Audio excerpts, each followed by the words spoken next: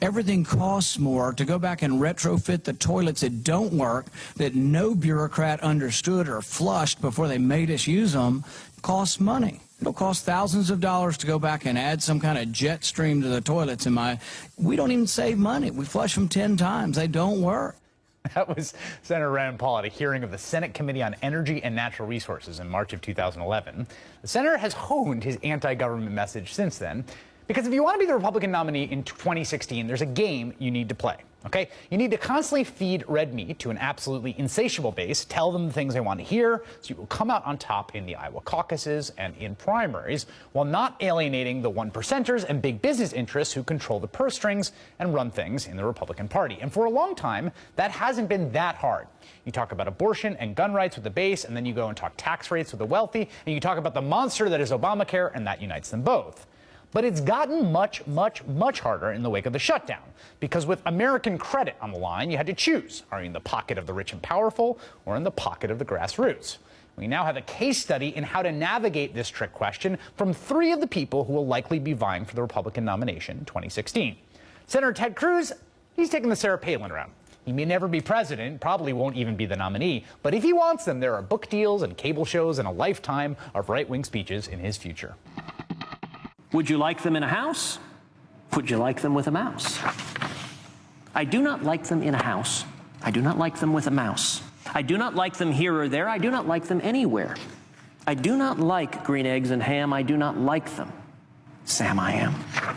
Senator Marco Rubio, very early on, thought that his best play in the wake of 2012 was to cast his lot with the corporate Republicans, the Chamber of Commerce vein, who very much wanted an immigration deal, and he thought he was such a gifted politician that he uniquely could pull it off without offending the conservative base.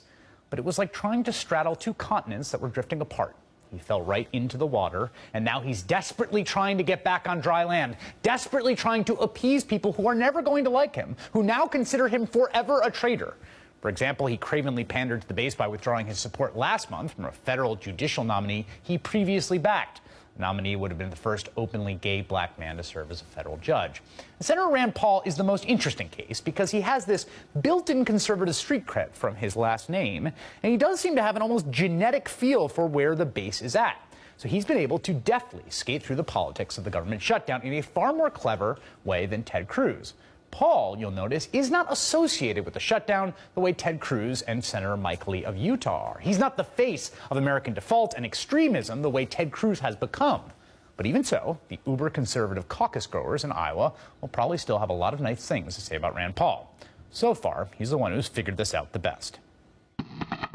Even with the sequester, the federal government will grow over $7 trillion over the next decade.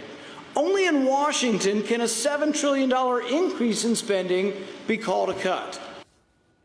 Joining me now, Ben Devenish, publisher of The Federalist, a web magazine, senior fellow at the Heartland Institute, a conservative think tank. So I think it is really fascinating to watch these 3 guys try to navigate this. Can we take them in order? Sure. So Rubio really does seem, and maybe I don't want to write his obituary early, but it really does seem like he has a problem right now with the base. Well, I think he does, but I think it's interesting to sort of look at him and then look at Cruz and see them sort of making errors in terms of what it means to be a senator in this day and age. I think that, on Rubio's side, you see making the error of let's have a coming together, let's unite around some kind of policy that a big legislative victory that has your name on it. Something that you can go and brand as your own. In Cruz's side, you see sort of people who were fighting for a partisan sort of gamesmanship in terms of the way that you would confront something. I think both of them have made errors in the sort of the way that they approach this. And I think that your point is actually accurate in the sense that Paul has been, I think, the smartest and the canniest in sort of navigating what it means to be a senator today, which is primarily coming up with good web memes. And essentially, I think he's done that with the way that he's approached the job. Right. So here's a question about Cruz, which sort of relates to this, which is, has it sunk in, do you think, to the grassroots, to your median Iowa caucus goer, to your median Texas Republican primary voter, that the shutdown was a disaster?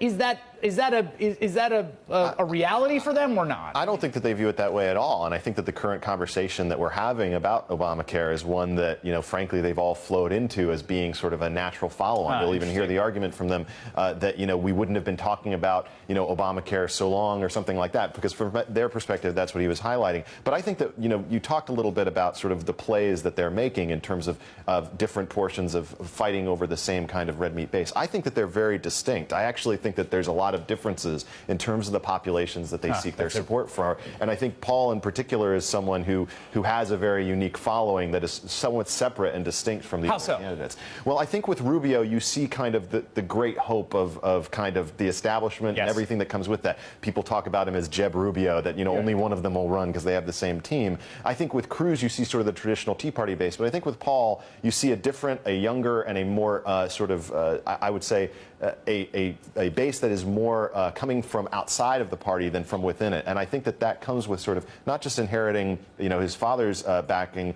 but also inheriting, I think, a lot of cred. No one is going to call Rand Paul an establishment foil. And he is also, I just love this, he's very deft at... He's very deft at sort of catering to those folks, or talking to them. And cater sounds condescending. I mean, that's his supporters. He's got this constitutional amendment now, which I love, because it's like he fired his legislative director and replaced him with an inbox for viral emails.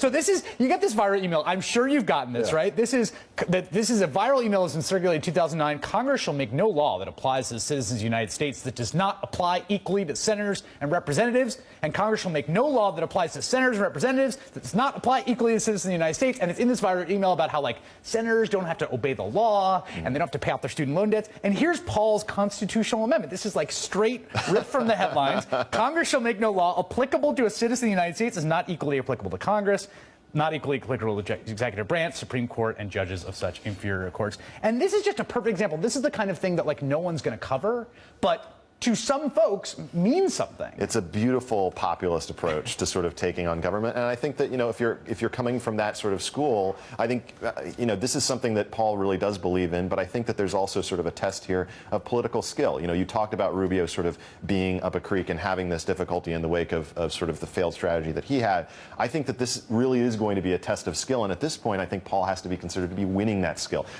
In a situation where you're playing out Braveheart, you don't want to be William Wallace like Ted Cruz is. You want to be the Bruce afterwards, getting the crown, okay? That's right. You bled with Ted, now bleed with me. That's exactly right. Ben Domenech from the Heartland Institute, thank you so much. Thank you.